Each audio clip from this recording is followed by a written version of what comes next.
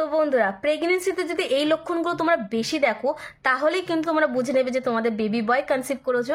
আর যদি এগুলো না দেখো তাহলে কিন্তু বুঝে নেবে বেবি গার্ল কনসিভ করেছো।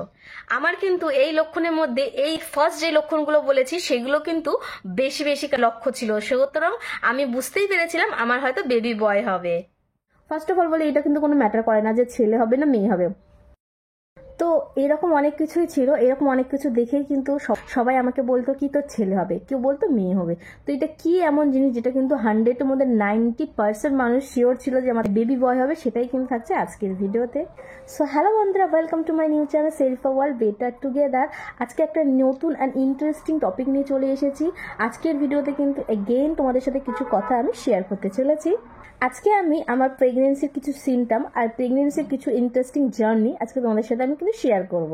তো ফার্স্টেই বলবো, যখন আমি যখন কনসিভ করেছিলাম তখন কিন্তু আমি 4th উইকের মধ্যেই কিন্তু আমি বুঝতে পেরেছিলাম, কারণ আমি আগে থেকেই প্রিপারেশন আমরা নিচ্ছিলাম। সো দ্যাট কি আমি যখনই আমার পিরিয়ড মিস হয়েছে তার কিন্তু সেকেন্ড ডে 2-3 দিনের মধ্যেই কিন্তু আমি ব্যাপারটা বুঝতে পেরেছি যে আই অ্যাম প্রেগনেন্ট। সো আমি কিন্তু তৎক্ষণাৎই কিন্তু ডক্টরের সাথে কনসাল্ট করেছিলাম, যেহেতু ডক্টর আমাকে প্রেসক্রাইব করতো, যে ডক্টরের সাথে আমি দেখাতাম, আমার প্রাইভেট ডক্টর। সো সে কিন্তু সঙ্গে সঙ্গে কিন্তু আমাকে বলেছিল যে প্রেগনেন্সি টেস্ট করো আর সাথে টেস্ট করে আমাকে দেখাও। তো তারপরে কিন্তু আমি প্রেগনেন্সি টেস্ট কিট নিয়ে এসে বাড়িতে প্রেগনেন্সি টেস্ট করলাম। সো ইটস পজিটিভ রেজাল্ট এসেছিল। তো যেহেতু আমি ডক্টরের কাছে ছিলাম কিছু প্রবলেম জন্য, তো কারণে আমি ডক্টর আমাকে কনসাল্ট করছিল।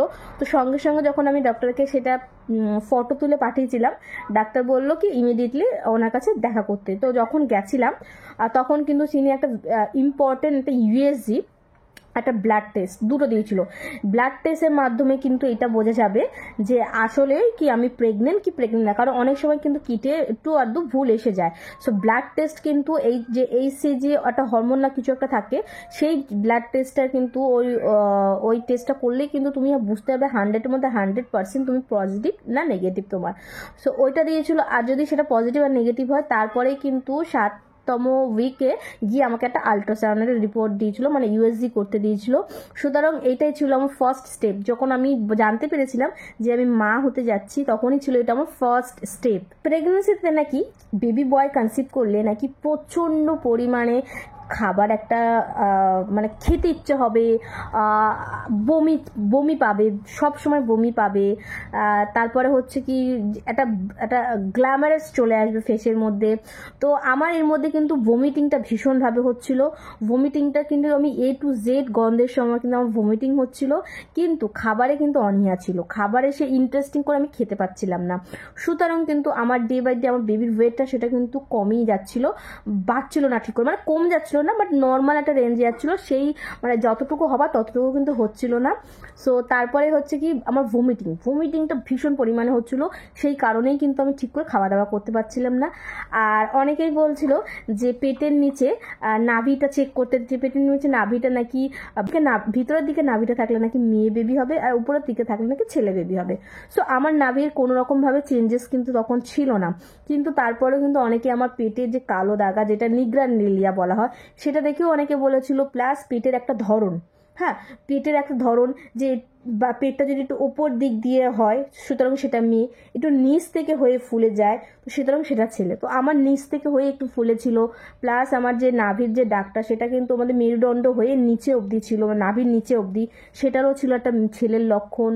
সো এইরকম 2-4টে জিনিস দেখে কিন্তু আমার মা, নানি, দাদি, খালারা এরা বলতো যে তোর ছেলেই হবে বা পুত্র সন্তান হবে। ফার্স্ট অফ অল বলে এটা কিন্তু কোনো ম্যাটার করে না যে ছেলে হবে না মেয়ে হবে। আমার ফার্স্ট বেবি ছিল, আমি অনেক দিন ধরেই মেডিসিনে ছিলাম। সুতরাং তারপর যখন কনসিভ করেছিলাম খালি এটাই চাইছিলাম যে আমি সুস্থ একটা বেবি বার্থ দিতে পারি, সুস্থ একটা বেবিকে আনতে পারি, প্লাস আমি সুস্থ থাকি। সো এইরকম যে অনেক কিছু যে সিমটমগুলো আসলো, ভমিটিং হওয়া, মানে পিঠে ইচিং হচ্ছিল, আমার আবার না পিঠ ব্যাক ইচিং হচ্ছিল, প্রচুর পরিমাণে ইচিং হচ্ছিল, প্রেগনেন্সি নাকি এগুলো কমন। হ্যাঁ, এরকম অনেক কটা সিমটম দেখে কিন্তু আমার মানে ফ্যামিলি মেম্বার প্লাস আশেপাশে কাকিমা, নানিদের সবাই মিলে বলতো যে ইটস আ বয়, মানে বেবি বয় হবে।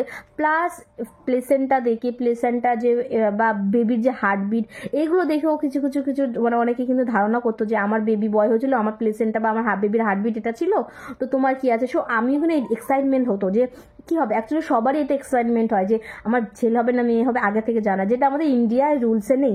বাইরে ইউএসএ এইসব দিকে, আমেরিকা এইসব দিকে কিন্তু তুমি জানতে পারবে। হ্যাঁ, একটা কত 15 না 17তম ইউএসজিতে তুমি কিন্তু এটা জানতে পারো যে তোমার বেবি বয় না বেবি গার্ল কনসিভ করেছে, তো ওরা জানতে পারে। কিন্তু এটা ইন্ডিয়াতে কিন্তু এটা ব্যান হয়ে আছে, ইন্ডিয়াতে কিন্তু এটা দণ্ডনীয় অপরাধ।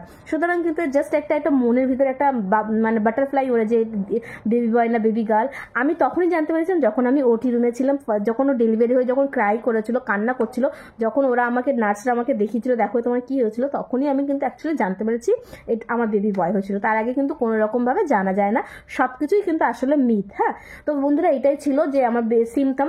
প্রেগনেন্সিতে কিন্তু অনেকেরই, আবার যাদের বেবি বয় তারা কিন্তু অনেকটা কমই বমি করেছে, যাদের আমার অনেক ফ্রেন্ড আছে তারা বয় হয়েছে বাট বমি কম করেছে, আমি কিন্তু বমি বেশি করেছি কিন্তু আমারও বয় হয়েছে। তো এরকম কোনো ব্যাপার না, সবকিছু অ্যাকচুয়ালি মিক্সার হয়ে যায়। সুতরাং আমি এটাই বলবো, যারা তোমরা মা হচ্ছ, যারা তোমরা নিউ মম হতে যাচ্ছ বা হবে, তাদের জন্য আমি প্রে করবো তারা যেন ভালোভাবে বেবি বার্থ দাও, আর যেন সুস্থ স্বাভাবিক বাচ্চা তুমি আর মা দুজনেই ভালো থাকো, এটাই বলবো। সো এরকম কোনো মিথ, এগুলো জাস্ট একটা এন্টারটেনমেন্ট, বাট এগুলো কোনো সত্যি নয়। সায়েন্সের উপর বিশ্বাস করো, সবকিছু ঠিক হবে। তো বন্ধুরা ভিডিওটা কেমন লেগেছে, আশা করি ভিডিওটা ভালো লেগেছে। তো যদি ভালো লেগে থাকে তো do like, comment, share, subscribe করতে ভুলো না। এরকম ভালো ভালো ভিডিও পাওয়ার জন্য আমি কিন্তু আমার প্রেগনেন্সির জার্নি, আমার লাইফের জার্নি, আমার বাবু আয়ানকে নিয়ে আমি সবকিছু কিন্তু এখানে একটু একটু করে শেয়ার করে থাকছি। আশা করছি তোমার ভিডিওগুলো ভীষণ হেল্পফুল হবে। তো বন্ধুরা টাটা, বাই বাই।